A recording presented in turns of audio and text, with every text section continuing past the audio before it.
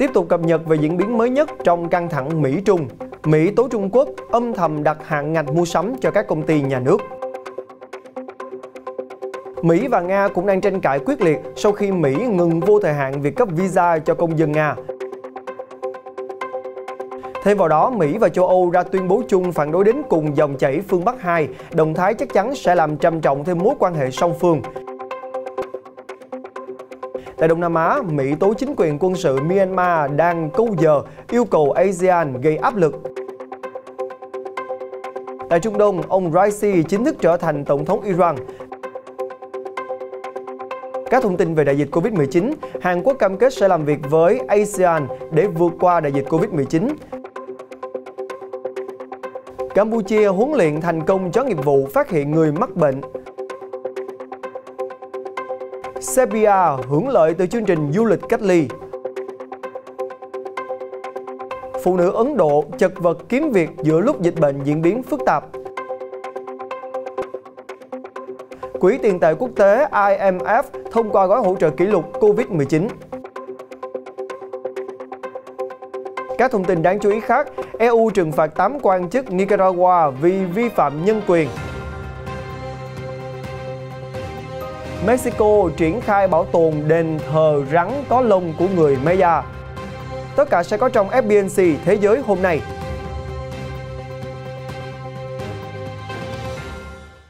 Quang Huy xin chào quý vị và đây là Thế giới hôm nay. Mở đầu sẽ là một thông tin về Trung Quốc. Mới đây thì Reuters đã dẫn lời ba nguồn tin Mỹ cho biết chính phủ Trung Quốc đã âm thầm ban hành bản hướng dẫn mua sắm mới từ tháng 5 năm 2021, dừng rào cản với hàng nhập khẩu và đi ngược lại các cam kết quốc tế. Các nguồn tin này cho biết rằng giới chức Trung Quốc đã âm thầm yêu cầu các doanh nghiệp trong nước nội địa hóa tới 100% đối với hàng trăm mặt hàng chiến lược, bao gồm ca máy X-quang và thiết bị chụp cộng hưởng từ, đồng thời dựng lên các rào cản mới đối với các nhà cung cấp nước ngoài. Reuters cho biết chính phủ Trung Quốc đã âm thầm ban hành hướng dẫn mua sắm mới từ tháng 5 2021, dựng rào cản với hàng nhập khẩu và đi ngược lại với các cam kết quốc tế. Ngoài ra, Trung Quốc còn âm thầm yêu cầu các doanh nghiệp trong nước nội địa hóa tới 100% đối với hàng trăm mặt hàng chiến lược, bao gồm máy X-quang và thiết bị chụp cộng hưởng từ, đồng thời dựng lên các rào cản mới đối với các nhà cung cấp nước ngoài. Theo đó, bộ tài liệu mật này mang mã số 551 do Liên Bộ Tài chính và Bộ Công nghiệp Công nghệ Thông tin Trung Quốc ban hành vào ngày 14 tháng 5 với tiêu đề Hướng dẫn kiểm toán đối với hoạt động mua sắm của chính phủ đối với các sản phẩm nhập khẩu. Một cựu quan chức chính phủ Mỹ yêu cầu giấu tên cho biết ông đã giành được một bản sao của danh mục 70 trang nội dung tài liệu mật này. Theo vị cựu quan chức này, khi Trung Quốc gia nhập Tổ chức Thương mại Thế giới, nước này đã cam kết không ban hành các loại tài liệu nội bộ như vậy. Ngoài ra, tài liệu kể trên cũng vi phạm tinh thần thỏa thuận thương mại Mỹ-Trung giai đoạn 1 đã ký vào tháng 1 năm ngoái. Quan chức này nói thêm, Bắc Kinh cần phải giảm bớt các rào cản chứ không phải tạo thêm những cái mới. Theo Reuters, bộ tài liệu này vẫn chưa được Bắc Kinh phát hành công khai, trong khi Bộ Tài chính và Bộ Công nghiệp Công nghệ Thông tin của Trung Quốc đều không trả lời về các câu hỏi liên quan. Sự việc này đã khiến nhiều nhà lập pháp và các quan chức Mỹ ngày càng lo ngại về sự minh bạch của Bắc Kinh trong các vấn đề thương mại. Theo giới chuyên gia thương mại Mỹ, các quy tắc mang tính địa phương của Trung Quốc khác biệt với việc tăng cường mua hàng Mỹ theo đúng kế hoạch vì chúng không được công bố rộng rãi và ảnh hưởng lớn đến nhiều mặt hàng thiết bị y tế cũng như hàng hóa khác. Căng thẳng về vấn đề thị thực của Nga và Mỹ tiếp tục có bước leo thang mới. Vào ngày 2 tháng 8, Đại sứ quán Mỹ tại Moscow khuyến cáo công dân Nga nên nộp hồ sơ xin thị thực nhập cảnh vào Mỹ ở các nước khác. Một người phát ngôn của Đại sứ quán Mỹ tại Nga nêu rõ, việc cấp thị thực không định cư cho các chuyến du lịch không ngoại giao đã ngừng vô thời hạn cùng với các dịch vụ thông thường cho công dân Mỹ và những người xin thị thực nhập cư. Vừa qua, Đại sứ quán Mỹ tại Nga khuyến cáo công dân Nga nên nộp hồ sơ xin thị thực nhập cảnh vào Mỹ ở các nước khác. Một phát ngôn của Đại sứ quán Mỹ tại Nga nêu rõ, việc cấp thị thực không định cư cho các chuyến du lịch không ngoại giao đã bị ngừng vô thời hạn, cùng với các dịch vụ thông thường cho công dân Mỹ và những người xin thị thực nhập cư. Theo người phát ngôn này, hành động của chính phủ Nga đã buộc Mỹ phải giảm 75% lực lượng lãnh sự. Do đó, Đại sứ quán Mỹ tại Nga không thể tiếp tục cung cấp các dịch vụ lãnh sự như bình thường. Cơ quan đại diện của Mỹ tại Nga hiện đã cắt giảm các dịch vụ lãnh sự chỉ còn các dịch vụ khẩn cấp cho công dân Mỹ và một số lượng rất hạn chế các loại thị thực nhập cư nhân đạo hết tuổi và đặc biệt. Trước đó, hồi tháng 4 2021, Tổng thống Nga Vladimir Putin đã ký sắc lệnh hạn chế việc tuyển dụng công dân Nga vào làm việc tại các cơ quan đại diện ngoại giao và cơ quan lãnh sự của những quốc gia có hành vi không thân thiện, Mà theo lời người phát ngôn Bộ Ngoại giao Nga Maria Zakharova, thì danh sách các quốc gia này chắc chắn có tên Mỹ. Không chỉ dừng lại ở đó, theo Reuters, mới đây, Chủ tịch Ủy ban Đối ngoại Thượng viện Mỹ Bob Menendez và những người đồng cấp ở một số nước châu Âu đã ra tuyên bố chung phản đối dự án dòng chảy phương Bắc 2 đến cùng. Tuyên bố chung có sự tham gia của giới chức cấp cao nhiều nước châu Âu, bao gồm Estonia, Cộng hòa Séc, Ireland, Latvia, Ba Lan, Ukraine, Anh và Litva. Tuyên bố khẳng định đường ống dẫn khí dòng chảy phương Bắc 2 là một dự án địa chính trị hướng tới mục tiêu mở rộng ảnh hưởng của Nga đối với châu Âu bằng cách thống trị thị trường năng lượng. Chủ tịch Ủy ban Đối ngoại Thượng viện Mỹ Bob Menendez và những người đồng cấp ở một số nước châu Âu ra tuyên bố chung phản đối dự án dòng chảy phương Bắc 2 đến cùng. Tuyên bố chung này được đưa ra trong bối cảnh hồi tháng trước, Tổng thống Mỹ Joe Biden và Thủ tướng Đức Angela Merkel vừa đạt được thỏa thuận cho phép đường ống dẫn khí đốt của Nga tới Đức được tiến hành. Dự án xây dựng đường ống dẫn khí đốt dòng chảy phương Bắc 2 sẽ giúp tăng gấp đôi công suất vận chuyển khí đốt của Nga so với dòng chảy phương Bắc 1 và đảm bảo nguồn cung cấp cho các nước Tây Âu thông qua biển Baltic. Ban đầu dự kiến sẽ được đưa vào vận hành đầu năm 2020. Tuy nhiên, việc lắp đặt dự án bị ngưng trệ do Mỹ gia tăng sức ép với các bên liên quan và áp đặt các lệnh trừng phạt. Đến nay, dự án này đã hoàn thành hơn 97% khối lượng công việc xây dựng và dự kiến sẽ hoàn thiện vào tháng 9 năm nay. Song song với đó, Ukraine cũng kiên quyết phản đối dự án này vì cho rằng sau khi hoàn thành, Nga sẽ không vận chuyển khí đốt tới châu Âu qua Ukraine, khiến nước này mất đi hàng tỷ đô la phí vận chuyển và gây ra mối đe dọa an ninh cho Ukraine. Chuyển sang một thông tin liên quan đến Myanmar, vừa qua thì Ngoại trưởng Mỹ Antony Blinken đã tham gia loạt cuộc họp trực tuyến với các ngoại trưởng ASEAN. Trong các sự kiện này, thì ông Blinken được cho là sẽ kêu gọi ASEAN bổ nhiệm một đặc phái viên về Myanmar. Tuy nhiên, thì ngay trước cuộc họp, ông Min Aung Hlaing, người đứng đầu chính quyền quân sự Myanmar, hôm 1 tháng 8 tuyên bố sẽ tổ chức bầu cử và dỡ tình trạng khẩn cấp trong tháng 8 năm 2023, muộn hơn 6 tháng so với mốc thời gian 2 năm mà quân đội thông báo sau cuộc đảo chính hồi tháng 2. Đánh giá về động thái này, một quan chức cấp cao của Mỹ cho rằng thông báo này cho thấy ASEAN phải tăng cường nỗ lực vì chính quyền Myanmar rõ ràng chỉ đang câu giờ và muốn tiếp tục kéo dài mốc thời gian bầu cử vì lợi ích của riêng họ. Ngay trước khi Ngoại trưởng Mỹ Antony Blinken được cho là sẽ kêu gọi ASEAN bổ nhiệm một đặc phái viên về Myanmar, ông Min Aung Hlaing, người đứng đầu chính quyền quân sự Myanmar, đã tuyên bố sẽ tổ chức bầu cử và dỡ tình trạng khẩn cấp vào tháng 8 2023, muộn hơn 6 tháng so với mốc thời gian 2 năm mà quân đội thông báo sau cuộc đảo chính. Một quan chức cấp cao của Mỹ cho rằng tất cả càng cho thấy tại sao ASEAN phải tham gia vấn đề này, cam kết và duy trì các điều khoản của sự đồng thuận 5 điểm mà Myanmar cũng đã ký kết. Ông Min Aung Hlaing, hiện là Thủ tướng Chính phủ lâm thời do quân đội thành lập, đã tham dự hội nghị với các thành viên ASEAN vào hồi tháng 4 để thảo luận về cuộc khủng hoảng Myanmar.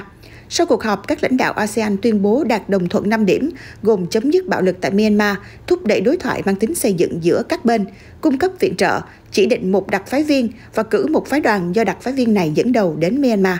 Tuy nhiên, hiện chưa có đặc phái viên nào được bổ nhiệm và chính quyền quân sự Myanmar tuyên bố chỉ khi tình hình trong nước ổn định thì mới xem xét đến bản đồng thuận này. Tại khu vực Trung Đông vào ngày 3 tháng 8 vừa qua, ông Ebrahim Raisi đã chính thức được xác nhận là tổng thống mới của nước Cộng hòa Hồi giáo Iran sau khi giành chiến thắng áp đảo trong cuộc bầu cử vào tháng trước. Một chính sách mạnh mẽ mà tân tổng thống Iran cam kết được kỳ vọng sẽ vực dậy một nền kinh tế đang oằn mình đối phó với các lệnh trừng phạt của Mỹ, đại dịch Covid-19 và những vấn đề còn tồn tại ở quốc gia Hồi giáo này. Theo hãng thông tấn Tasnim của Iran, lãnh tụ tối cao Iran Ali Khamenei vào ngày 3 tháng 8 vừa qua đã chính thức xác nhận ông Ebrahim Raisi là tổng thống mới của nước này trong một buổi lễ. Đại giáo chủ Iran và tân tổng thống mới sẽ có bài phát biểu trong sự kiện được truyền hình trực tiếp.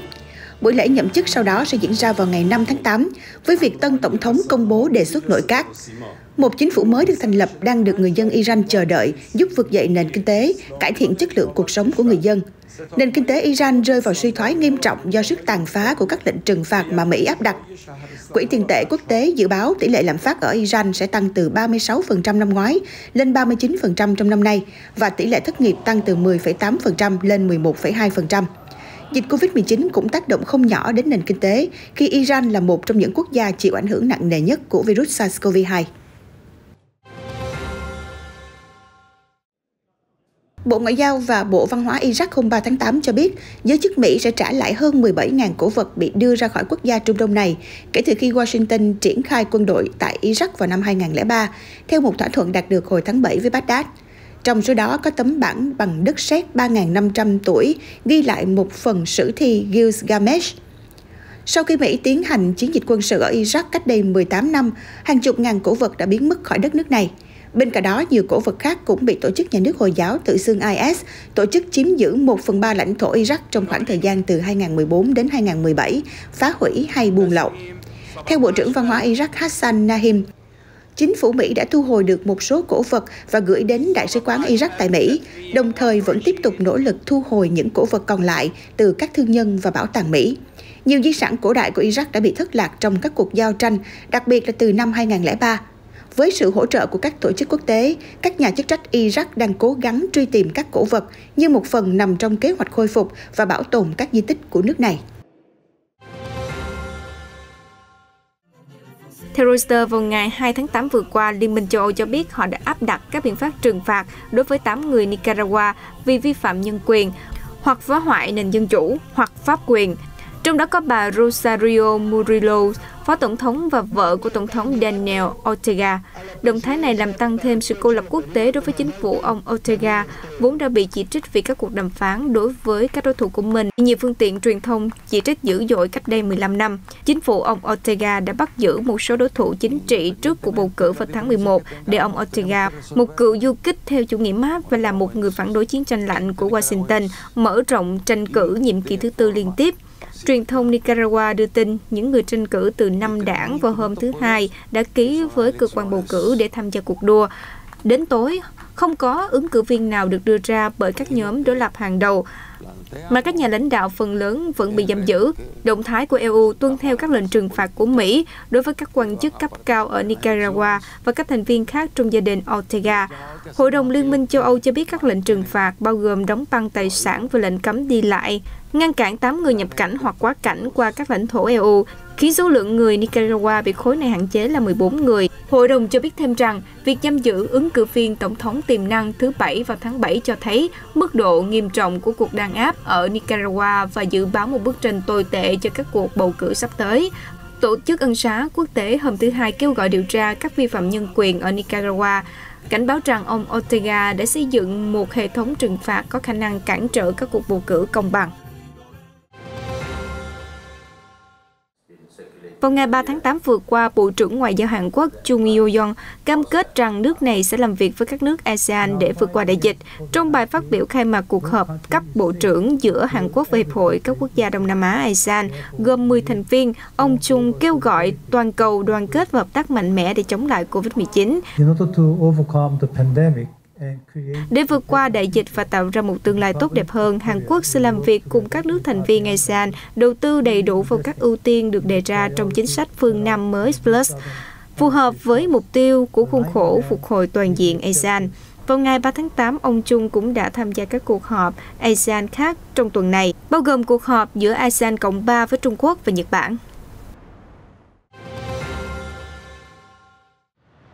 Serbia đang hưởng lợi từ chương trình dịch vụ cách ly COVID-19 khi hàng nghìn du khách Ấn Độ sẵn sàng chi tiền để dừng chân tại nước này 2 tuần rồi đến các quốc gia khác.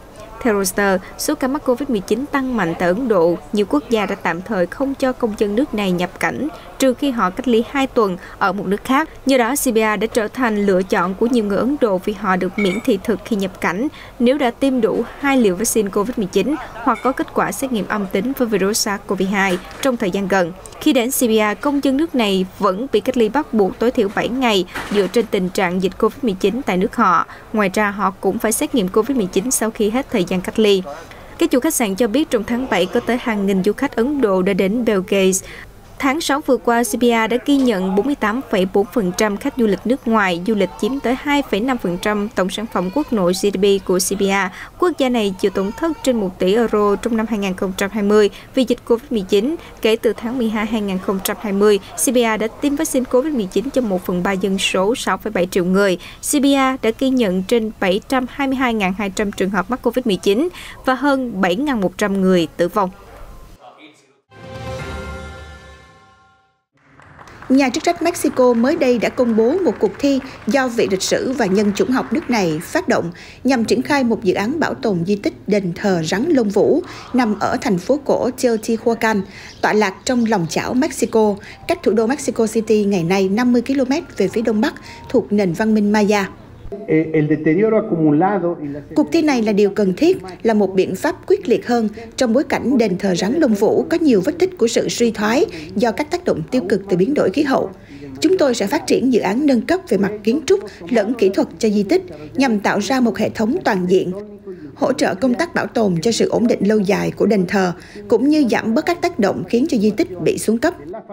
Lần đầu tiên cũng như lần cuối, địa điểm này được trùng tu là vào năm 1921 bởi nhà khảo cổ học Manuel Gamio. Được mệnh danh là thành phố của các vị thần, Teotihuacan được những người thuộc nền văn minh Maya tin rằng đây là một địa điểm thần thánh. Tại thời kỳ đỉnh cao từ năm 250 đến 500 trước công nguyên, thành phố Teotihuacan rộng tới 20 km vuông và có khoảng 200.000 cư dân sinh sống, đã trở thành thành phố lớn thứ 6 trên thế giới sau Constantinople và Alexandria.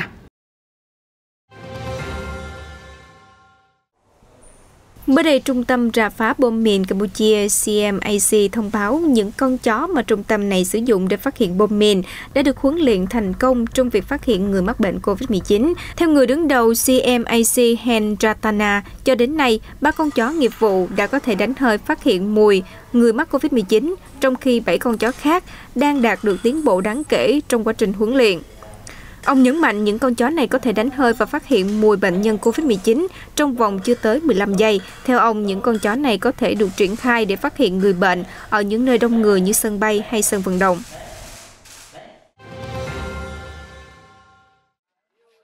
Quỹ tiền tệ quốc tế IMF hôm 2 tháng 8 xác nhận đã thông qua một gói hỗ trợ nguồn tài chính lên tới 650 tỷ đô la, được xem là giá trị lớn nhất trong lịch sử của tổ chức này, nhằm hỗ trợ các nước ứng phó với tình trạng nợ gia tăng và sụt giảm kinh tế do đại dịch COVID-19 gây ra. Đây là lần đầu tiên mà tổ chức cho vay lớn nhất thế giới này áp dụng quyền rút vốn đặc biệt SDR kể từ khi gói cứu trợ 250 tỷ đô la được tung ra sau cuộc khủng hoảng kinh tế toàn cầu năm 2009. Theo đánh giá của bà Kristalina Georgieva, giám đốc điều hành IMF, gói tài chính lịch sử trị giá 650 tỷ đô la sẽ như là một mũi vaccine tiêm chủng cho thế giới, với mục đích thúc đẩy ổn định kinh tế toàn cầu. Bà Georgieva nhấn mạnh việc phân bổ SDR, gói hỗ trợ này sẽ mang lại lợi ích cho tất cả các nước thành viên IMF, đặc biệt là những quốc gia dễ bị tổn thương nhất và đang vật lộn ứng phó với ảnh hưởng của cuộc khủng hoảng COVID-19. Bên cạnh đó, thì gói tài chính 650 tỷ đô la còn hỗ trợ giải quyết nhu cầu dài hạn của thế giới về nguồn dự trữ, xây dựng lòng tin, đồng thời tăng cường khả năng hồi phục và tính thanh khoản của kinh tế toàn cầu.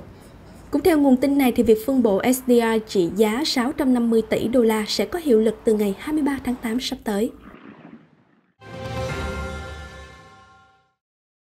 Một báo cáo địa phương cho thấy làn sóng thứ hai của đại dịch COVID-19 vừa qua đã khiến cho 15 triệu người Ấn Độ phải mất việc làm, trong đó phụ nữ chịu nhiều hậu quả hơn cả. Một lãnh đạo công đoàn cảnh báo rằng có thể phải mất rất nhiều năm để thị trường việc làm trở lại như cũ. Tại một con phố sầm uất ở thành phố Gurugram, miền Bắc Ấn Độ, hàng chục phụ nữ cùng với các con nhỏ đang phải chật vật tìm kiếm công việc mới. Họ chia sẻ, chúng tôi có con nhỏ và chúng tôi chỉ có thể ngồi đây với chúng. Chúng tôi thậm chí không có tiền để trở về quê và còn rất nhiều vấn đề khác nữa. Phần lớn phụ nữ ở đây đều làm công việc đòi hỏi kỹ năng thấp và sẽ bị cắt giảm đầu tiên khi khủng hoảng xảy ra, như công nhân nhà máy, nông trại hoặc giúp việc nhà. Cô Savitri Devi cho biết cô mất việc tại một xưởng may vào năm ngoái và đến nay cô vẫn chưa thể tìm công việc nào khác. Bên cạnh đó, sự sụt giảm trong thu nhập, tình trạng thất nghiệp cũng đang khiến những lợi ích xã hội mà phụ nữ Ấn Độ đạt được trong một thập kỷ qua đang bị đe dọa và đứng trước nguy cơ bị mất trắng. Cô Amarizut Kaur, một lãnh đạo công đoàn giải thích, khủng hoảng do đại dịch COVID-19 gây ra đã buộc nhiều trẻ em phải bỏ học và kiếm việc làm. Không những vậy, phụ nữ và trẻ em một lần nữa trở thành nạn nhân của tình trạng tảo hôn và bạo lực gia đình. Trong khi đó, họ lại phải chịu gánh nặng chăm sóc tất cả những người thân trong gia đình. Trước thực trạng trên, cô Kaur lên tiếng kêu gọi chính phủ nhanh chóng đưa ra những chính sách khuyến khích phù hợp nhằm hỗ trợ phụ nữ Ấn Độ tìm được công việc mới. Qua đó, họ có thể trang trải và ổn định cuộc sống như cũ.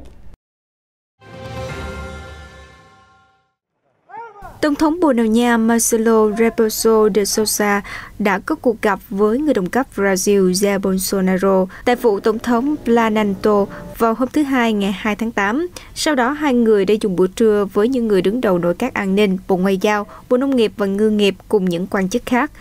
Qua cuộc gặp, hai vị tổng thống cam kết sẽ tiếp tục làm việc để phê chuẩn nhanh chóng hiệp định thương mại giữa Liên minh châu Âu EU và Mercosur. Theo Tổng thống Bồ Đào Nha, mọi chướng ngại vật kinh tế đã được khắc phục hoàn toàn.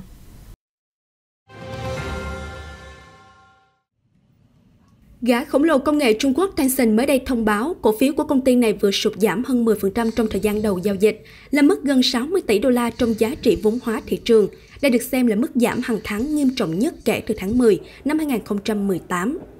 Sự việc xảy ra sau khi tờ Economic Information Daily của nhà nước Trung Quốc đăng tải bài báo mô tả tựa trò chơi Honor of King của Tencent là chất gây nghiện tinh thần đối với trẻ vị thành niên khi nhóm đối tượng này dành ra 8 giờ mỗi ngày để chơi. Bên cạnh đó, thì phương tiện truyền thông nhà nước còn lên tiếng kêu gọi giới chức Trung Quốc cần có những biện pháp cứng rắn hơn nữa nhằm hạn chế ngành công nghiệp trò chơi điện tử. Trong khi đó, thì giới chức Trung Quốc cũng đã tuyên bố sẽ siết chặt các quy định đối với các trò chơi trực tuyến và giáo dục nhằm bảo vệ sức khỏe của trẻ em, cũng như ban hành lệnh cấm Tencent tham gia các thỏa thuận độc quyền về bản quyền âm nhạc và đưa ra mức phạt đối với công ty này vì những cáo buộc liên quan đến hành vi cạnh tranh không lành mạnh trên thị trường. Hồ Purple nằm tại một lòng chảo của cao nguyên Altiplano ở độ cao khoảng 3.700 m, cái nôi của nhiều cộng đồng bản địa trong suốt hàng trăm năm chống lại chủ nghĩa thực dân Tây Ban Nha. Nơi này cũng từng là hồ nước lớn thứ hai ở Bolivia, tuy nhiên giờ đây chỉ còn lại một vùng đất khô cằn nứt nẻ. Theo các nhà khoa học địa phương thì Purple từng là hồ nước một thời, trải dài từ đỉnh núi cao với ngập tràn ánh nắng. Sau thời gian phục vụ vào quá trình khai thác khoáng sản, lấy nước sản xuất nông nghiệp và đáp ứng các nhu cầu khác, hồ này ngày càng trở nên kiệt quệ. Thêm vào đó thì khí hậu diễn biến cực đoan, khô nóng khiến cho sự phục hồi của hồ trở thành điều khó có thể xảy ra. Hồ Purple chính thức khánh kiệt từ năm 2015, người dân địa phương tin rằng hồ sẽ đầy trở lại trong 50 năm theo văn hóa Aymara của họ. Thế nhưng, tất cả bây giờ chỉ là dĩ vãng. Chia sẻ với Creator, cô Cristina Mamani hoài niệm về những kỷ niệm khi cô dông bườm trên hồ Purple cùng những đứa con của mình. Còn ông Valerio Rojas, người từng kiếm sống bằng nghề đánh cá trên hồ, bày tỏ sự tiếc nuối về câu chuyện mà các già làng thường kể, hồ sẽ tự đầy lại cứ sau mỗi 50 năm.